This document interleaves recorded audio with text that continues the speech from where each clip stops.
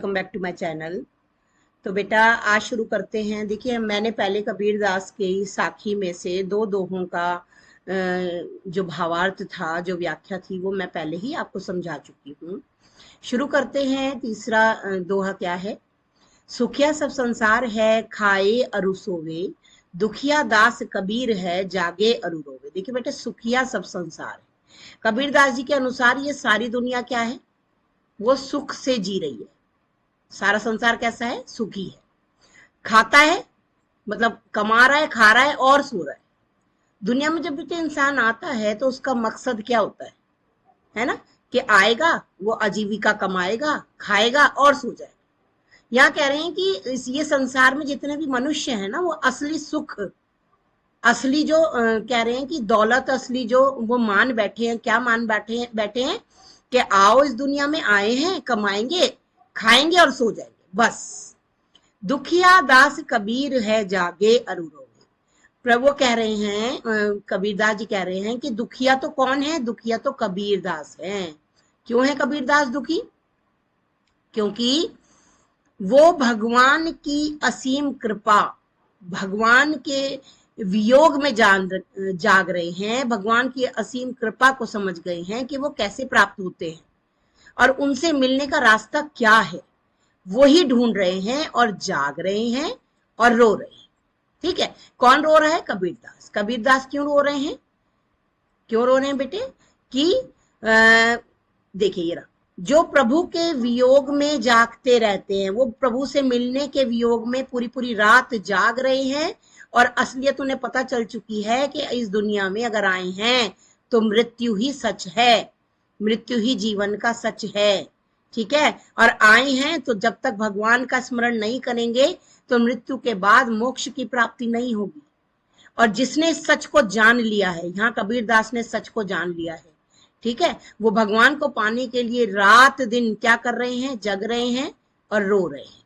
और इस जो मनुष्य भगवान की कृपा से, अनुकंपा से अनभिज्ञ हैं, जिन्हें पता ही नहीं कि असलियत क्या है, जो जानबूझ के मौत की सच्चाई से भागते हैं, सच जानना ही नहीं चाहते, प्रभु की कृपा, असली अंत हमारा क्या है, उससे अनभिज्ञ हैं, जानबूझ के से इग्नोर करते हैं। वो क्या सोचते हैं कि असली सुख मुझे क्या है?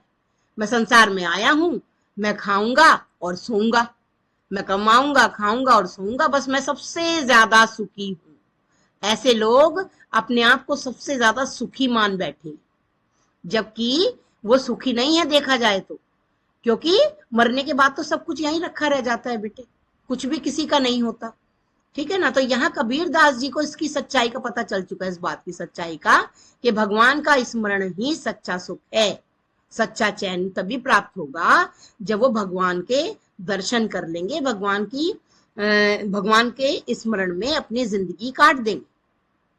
ठीक है, तो कबीरदास जी क्या हैं? दुखिया हैं, दुख में हैं कबीरदास जी के। वो भगवान के स्मरण में लगे रहते हैं और भगवान के वियोग में जागते रहते हैं और रोते रहते हैं। देखिए, ठीक है, अब देखिए नेक्स्ट, ये देखिए, विरह भुवंगम तन बसे, मंत्र न लागे कोई। विरह, विरह कहते हैं वियोग, बिछड़ना। भुवंगम, भुवंगम कहते हैं सांप। भुवंगम का अर्थ यहां पर है सांप। ठीक है, तन बसे, जब सांप का विष तन में बस जाता है, यानी कि अगर सांप काट लेता है तो वो जो है अपना विष उस इंसान के शरीर में छोड़ देता है। यानी कि विरह भुवंगन तन बसे, जैसे कि सांप काटने पर अपना विष इंसान के शरीर में छोड़ देता है, तो उस सांप का विष तन में बस जाता है। ठीक उसी प्रकार विरह, विरह कैसा है? सांप के विष जैसा। विरह यानी किसी से बिछड़ना, अपने प्रिय से बिछड़ना। जब कोई किसी से प्यार करता है और जब उससे दूर हो जाता है बेटे, उसके बिछड़ने का, उसका बिछड़ना ऐसा लगता है मानो कि किसी सांप ने उसे डस लिया हो और उसके शरीर में विष फैल गया। तो अब मंत्र ना लागे कोई, अब कोई भी मंत्र काम नहीं करेगा। अगर विरह नाम का सांप उसके तन में बस गया किसी इंसान के, तो कोई मंत्र काम नहीं करता। ठीक है, अपने प्रिय से बिछड़ने का विरह नाम का सांप जब उसके तन में बस जाता है तो उसके ऊपर कोई मंत्र कोई दवा काम नहीं करती।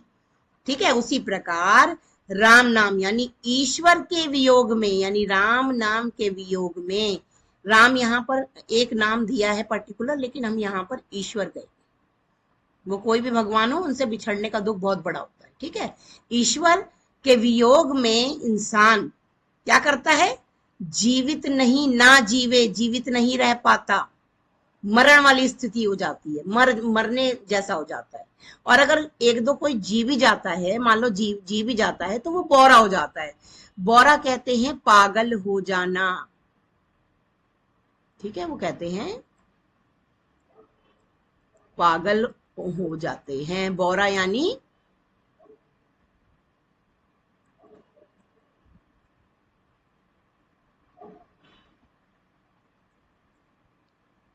पागल होना यानी बौरा हो जाना। ठीक है, देखिए आगे हम देखते हैं। दोबारा से मैं एक बार बता देती हूँ कि विरह नाम का जो सांप है, अगर तन में बस जाता है किसी भी इंसान के तन पर, जब क्या होता है बेटे,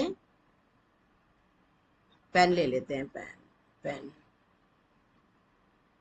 ठीक है, देखिए किसी भी इंसान के शरीर पर जब विरह नाम का सांप तन पर बस जाता है तो उसके ऊपर कोई भी मंत्र काम नहीं करता।